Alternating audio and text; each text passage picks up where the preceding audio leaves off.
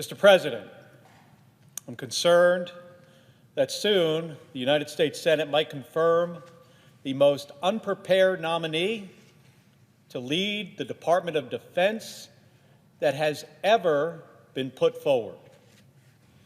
I look at every nominee based on whether they're qualified and committed to do the job.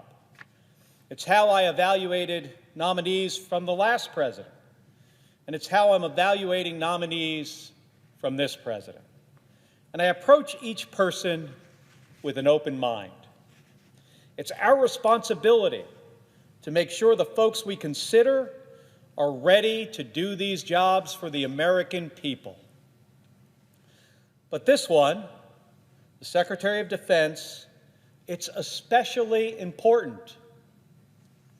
Outside of the presidency, it might be the biggest job in the country. It's almost impossible to imagine the scale of it. You've got about 3 million people working for you. You're the civilian leader at the top of a massive operation that includes every single soldier, sailor, guardian, airman, Marine, and civilian contractor and employee. These folks are spread out across hundreds of military installations in dozens of countries. So it's basically the toughest management job in the world. You're also responsible for overseeing a budget that exceeds $850 billion every single year. So it's one of the most complicated budget management jobs in the world as well. You're overseeing some of the most complicated weapon systems and defense programs that exist.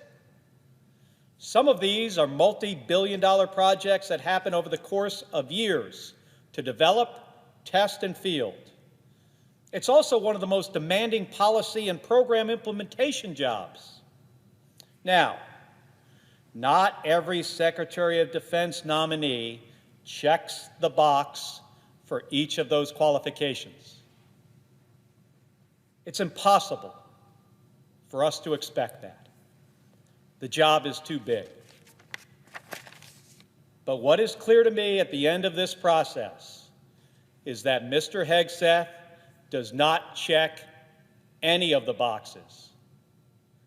I appreciate his service in the United States Army and his service to this country, especially in combat.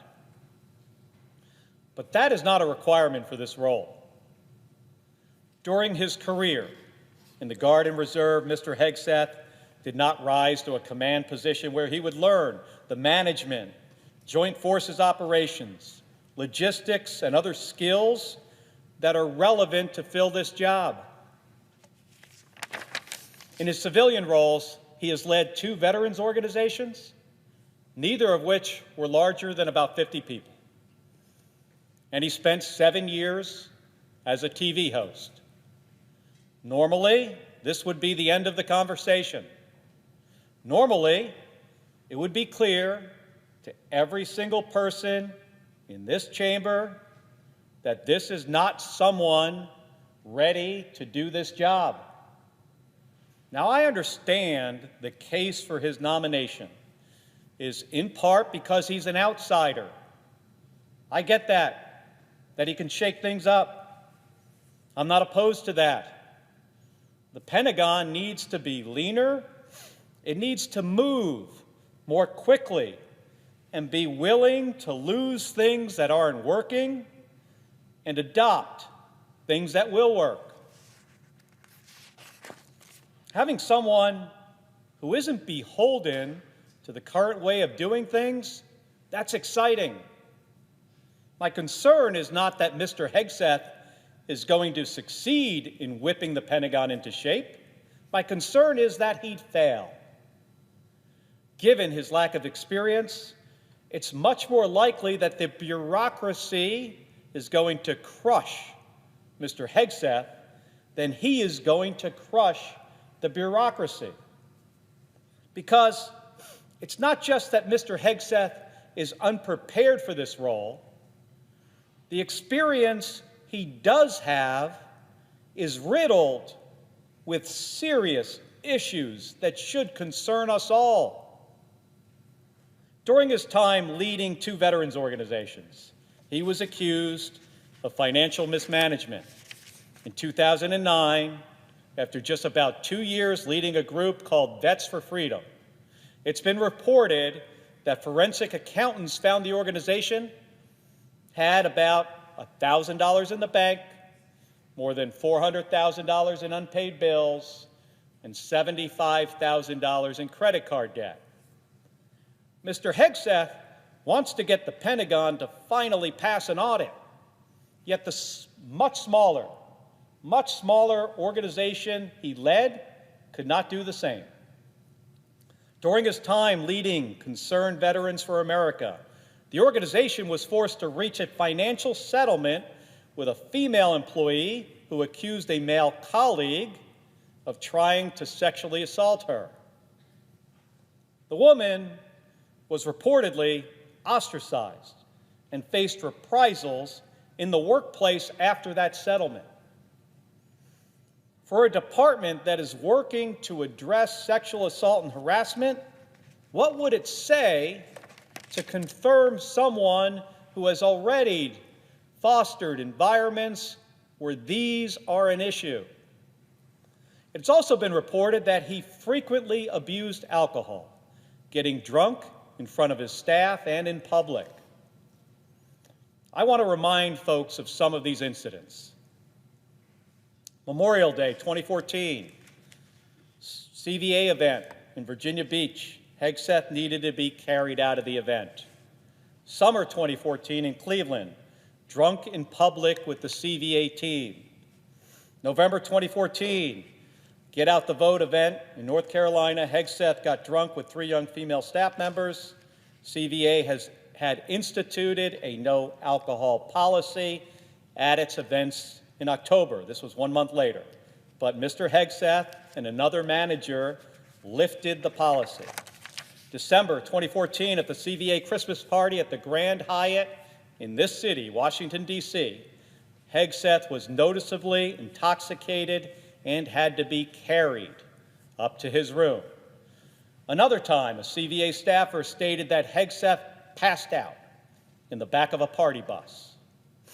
On May 29, 2015, a now former CVA employee sent a complaint letter to management that Hegseth was chanting, this is a quote, his quote, "Kill all Muslims," at a bar in Cuyahoga Falls, Ohio, in a drunk and violent manner. While at Fox News, October 2017, following his dinner speech at the California Federation of Republican Women's 40th Biennial Convention in Monterey, California, Hegseth was reportedly engaged in a loud argument by the pool and was very intoxicated. Fox News employees have reported that after a St. Patrick's Day segment on St. Patrick's Day, after being on TV, Hegseth drank several beers that had been sitting out for hours. These employees also noted that the segment finished before 10 a.m., and they were shocked at Hegseth's behavior. One current and 2 former Fox News employees told NBC News that they felt that they had to babysit Hegseth to mitigate the effects of his drinking. This is a quote, "We'd have to call him to make sure he didn't oversleep because we knew that he would be out partying the night before." 2 Fox employees, current or former, said that on more than a dozen occasions during Hegseth's time as a co-host on Fox and Friends Weekend, which began in 2017, they smelled alcohol on him before he went on air. That was in the morning. Those same 2 people, plus another, said that during his time there, he appeared on television after they'd heard him talk about being hungover as he was getting ready or on set.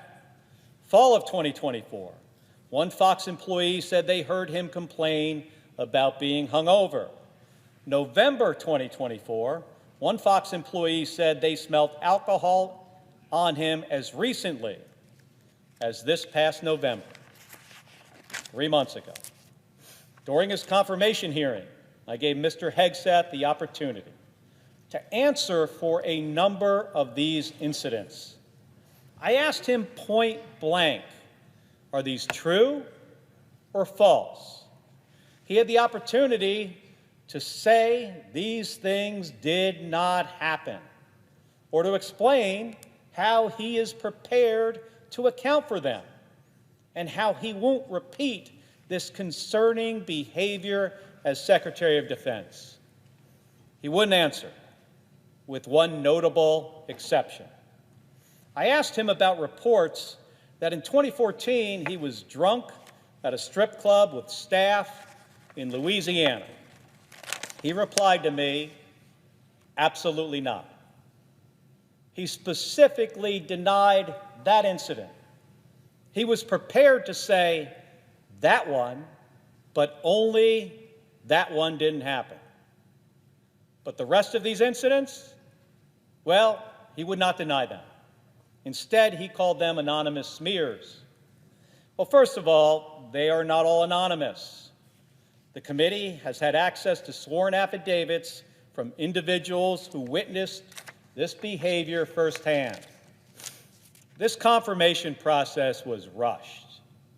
The FBI background check, which the entire committee was never given access to, was clearly inadequate and had to be updated multiple times. And despite repeated efforts, Mr. Hegseth has refused to meet with me and many others on the committee in private to discuss these concerns further. But beyond all of that, it defies belief that this behavior does not represent a pattern. The incidents listed earlier, they stretch out across a decade.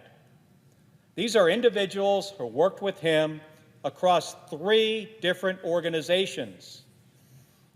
And in each place, these people witnessed him abuse alcohol. It is obvious to anyone willing to see it that this is a pattern. And let us be clear, these are not smears. If Mr. Hegseth were a private citizen, these issues with alcohol would only be a concern for those around him. But when you're nominated to be Secretary of Defense, it's a concern for all of us, each and every American. This is not a job where you clock in at the beginning of the day and clock out at the end of the day. You have to be able to move seamlessly between advising the President on matters of national security, sitting with foreign leaders to hammer out agreements, and discussing complex weapons systems with your staff. And that might just be in the afternoon. Some of these things might happen on a plane across an ocean on a week-long trip, or during a phone call that comes late at night with quick decisions that affect the lives of our service members. During the Cuban Missile Crisis, Robert McNamara was briefed at midnight about the first photographs from U-2 spy planes showing the likelihood of Soviet ballistic missile sites in Cuba. The same has likely happened when North Korea has tested ballistic missiles that could threaten Guam or our allies. This is a demanding job for anyone. It is a concerning job for someone with Mr. Hegseth's track record. So as the Senate moves towards a final confirmation vote on this nominee, Mr. Hegseth, here is what I want to ask my colleagues. Are you sure? Are you sure that you trust him with this job?